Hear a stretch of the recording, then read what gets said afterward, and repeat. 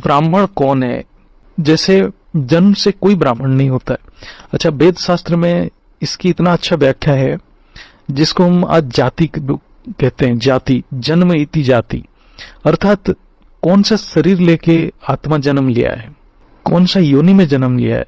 जाति मतलब वो मनुष्य जाति का है या पशु जाति का है, कीट पतंग जाति का है, इस हिसाब से जाति निर्धारण होता है। हम जो आज के समाज में देखते हैं कि ब्राह्मण, वैश्य, शूद्र, ये इसके बारे में कभी नहीं बताया गया है।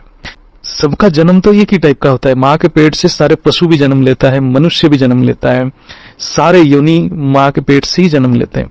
इससे ब्राह्मण नहीं बन जाते हैं कोई माँ के पेट से जन्म लेके। ब्राह्मण तभी बनता है जब उसमें वो विवेक जागृत होता है, आत्मा अनात्मा का ज्ञान जागृत हो जाता है, परमात्मा का ज्ञान जागृत होता है, तभी वो ब्राह्मण बनता है। मतलब ब्रह्म का जो अनुभूति, जो बुद्धि विवेक में जब ब्रह्म का जो अनुभूति जागृत हो जाता है, विवेक जागृत हो जाता है, तभी वो ब्राह्मण कहलाता है। जो माँ जी वाणी में भी बताते हैं कि जब तक बेहद की आत्मा तब तक नहीं बनता जब तक वो परमपिता परमात्मा ऑलमाइटी अथॉरिटी को ज्ञान से पहचान नहीं लेता है।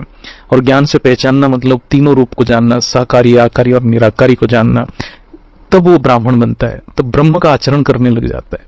और ऐसा नहीं है कि वो जैसे जान लिया तो ब्राह्मण बन गया, ऐसा नहीं है। वो ब्राह्मण बनने का प्रक्रिया स्टार्ट हो गया कि तीनों स्टेज रहता है ज्ञान का, जानना, मानना, करना। आप किसी आत्मा ने जान लिया लेकिन वो मान नहीं रहा है तो उसका ज्ञान पूरा नहीं हो रहा है। कोई ज्ञान को सुन रहा है लेकिन बाप को, साकार रूप को पहचान नहीं पा रहा है तो वो मान नहीं रहा है तो उसका ज्ञान नहीं हो रहा है।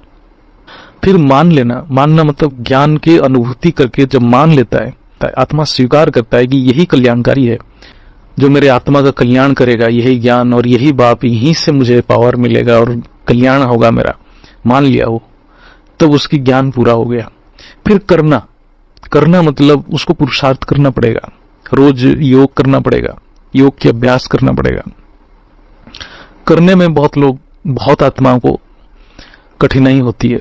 इसलिए होता है कठिनाई क्योंकि करने में बहुत सारे बाधाएं हैं। एक संस्कार बाधा है, कर्म बाधा है। जब ये संस्कार और कर्म को ओवरकम करता है, मतलब उससे ऊपर आता है, तभी वो पुरुषार्थ निर्द्वंद, निश्चय बुद्धि, एकाग्र मन से कर पाता है।